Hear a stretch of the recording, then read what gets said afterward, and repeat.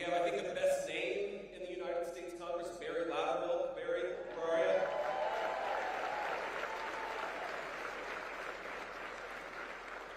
I know we're so grateful to have, not just here tonight, but on the Trump team, we have the great Tulsi Gabbard, former Democratic Congresswoman, a true superstar, and a true patriot. And by the way, you know, people think about our party right now. Think about the incredible team that we have.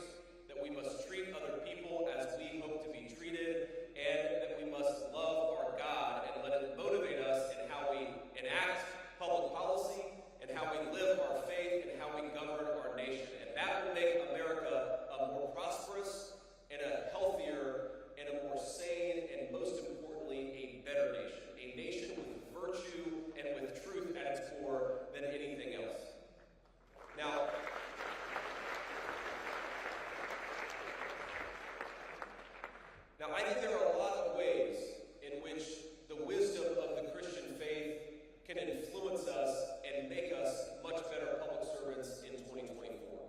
And I think there are so many ways in which our current leadership is failing. Failing not just when it comes to matters of economics, not just when it comes to matters of immigration, but when it comes to very basic matters of how do we promote a country where good people can get ahead, where people can live decent and virtuous lives, where people can send their children to schools where they get an education instead of an indoctrination, and where all of us, whatever our faiths, can raise our children in our values rather than having those values destroyed by public authorities. That, I think, thank you. That, I think, is what this election is ultimately about.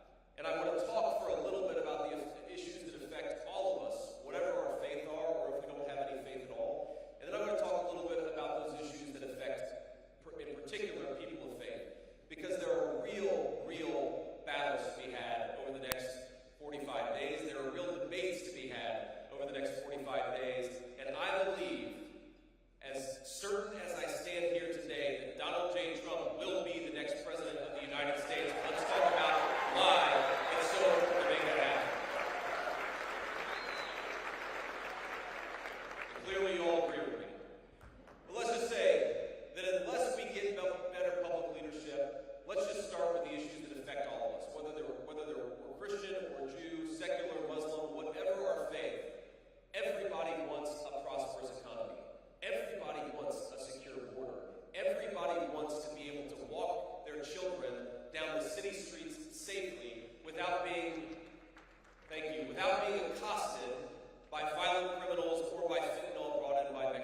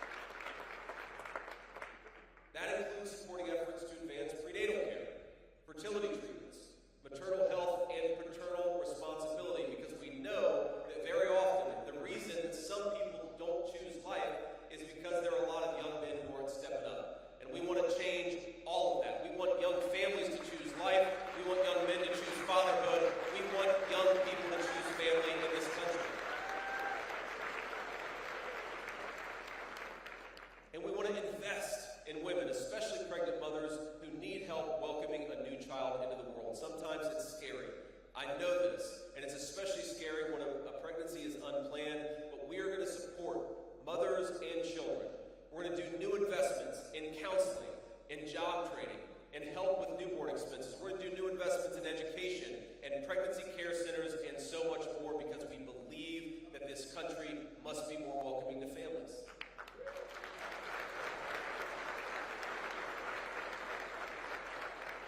And we're committed to helping as many women as possible choose life and welcome new life into this world.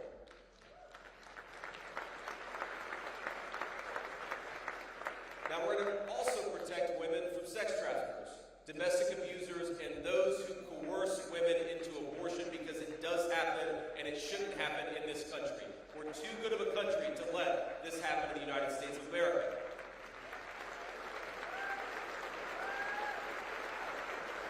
And we're going to shut down the flow of sex traffickers at the border that sexually assault young girls and put them into slavery. It is time to stop this madness, and it will with Donald J. Trump as President of the United States. Now, the Democratic Party's extremism on abortion, opposing even routine safety regulations, more closely resembles the policies of China, of North Korea, and of the Soviet Union more than resembles any modern democracy. Now, before President Trump, America had the most extreme abortion laws in the world, allowing abortion up to the moment of birth for any reason at all, paid for by taxpayers, and very often with the federal government threatening Christian charities and hospitals that if they didn't do what the progressives wanted them to do, they would get shut down. Now, thanks to President Trump, we have turned the page and our nation has a chance for a fresh start. And today, we all say together, unafraid, we are proud to be the pro-life party in the United States of America. We love babies, we love mothers, we love dads, and we want a nation where every person can have a happy, fulfilling life from the first moment of their existence until their dying day. And I believe that's a pro-life message the whole country can get behind.